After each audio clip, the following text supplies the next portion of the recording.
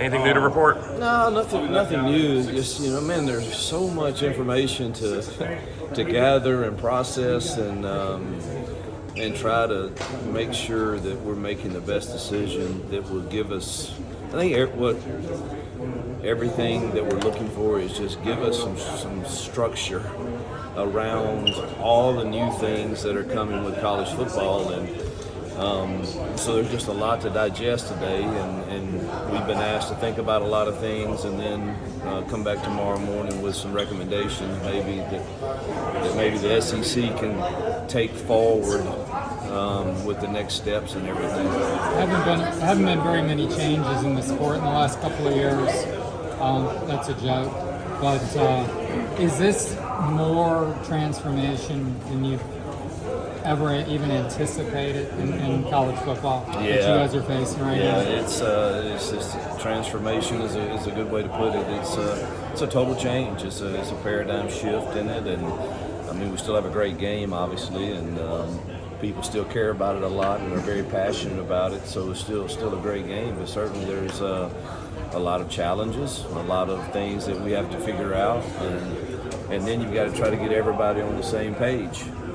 From conference to conference, and so I think that's the biggest challenge in the transformation of things.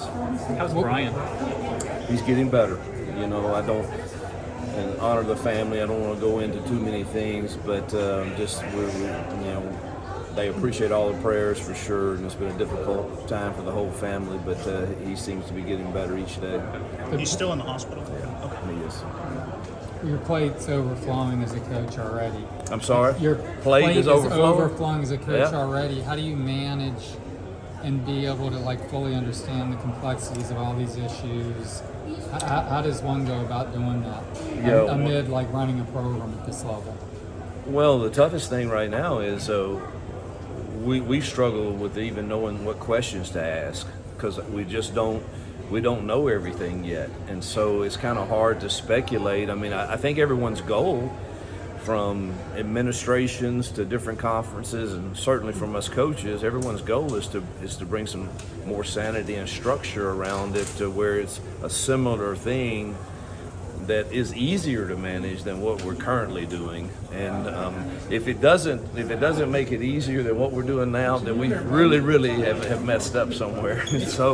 And I think that's what we're just trying to do right now is figure out, what is the smartest way to go about whatever is next that brings some structure to it.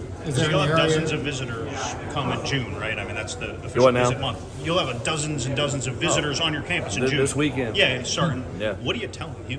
Class of 2025, top prospect. Yeah. What do you tell them? I have no clue right now. I really don't. We asked that question in here today. All right, whatever changes come, is it immediate, and how do you? And that's again, us coaches. We just don't have a lot of the information yet that we can even speculate as to exactly what it's going to look like. Is it the most it's ever been like that, where you guys don't have enough information, Yes, where it's been for the me. most confusing for you guys? Yeah, I haven't obviously coached as long as maybe some others, but it's definitely, these meetings, there's a lot more questions that we have than normal. Yeah. So what is top of mind on the long list? What's the one that's the most complex, or the one that has your attention? Probably roster size is something that's really concerning to us. I mean, we're only used to practicing a certain way. We're not the NFL. We're a physical practice, and trying to understand, what that looks like uniformly across the nation, and how it affects other sports, and with whatever comes from this settlement is that's probably up there, and then obviously the structure that gives us some locked in to a roster for a period of time, and we know. And this is our roster for this period of time. So those are the two things probably that are on the forefront of my mind, and I think most of our coaches. So revenue distribution and Title IX are tied together in this, Hugh. I'm sure that was asked today. I don't think there's any clarity on it, but how is that addressed? Yeah, just again, if the settlement moves forward, which I'm not involved in that. I don't know. But we anticipate that there's going to be hundreds of pages that would bring about the structure that we're seeking. And I'm assuming all of that would be addressed in those. And I don't know who all's making those pages up, but we've been asked and challenged to give them some information from the coaches' side, and they'll take it to those people. So I think we got several months of work to do on that. So Nick Saban's moved on, creates a bit of a void. Is there a power vacuum created by that maybe gives hope to programs? I mean, I know the league's Yeah, I think it's too early to ultra-competitive. tell. You know, I mean, the league's still got some pretty dang good teams in it, and I'm sure Alabama's still going to be one of them. So I think it's a bit early to tell that.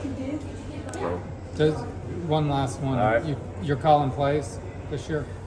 you know, Derek Nix has been with me, and so has Ken Austin. They know my system. We've gone back to all my verbiage so that I can better assist. You know, I tell people all the time, you never know what play calling is really going to look like from game to game. Somebody's got a hot hand, somebody's better at this facet of the game or this particular play, but I've really been pleased with Nick's being in the offensive coordinator title. How does that free you up, though, as a head coach? Not many are doing it anymore. Well, it's hard to do it for sure with everything you have going on to manage a roster and the other things that come with it. So I'm glad I have those guys that I have confidence in. Thank you, sir. Yep, thank you.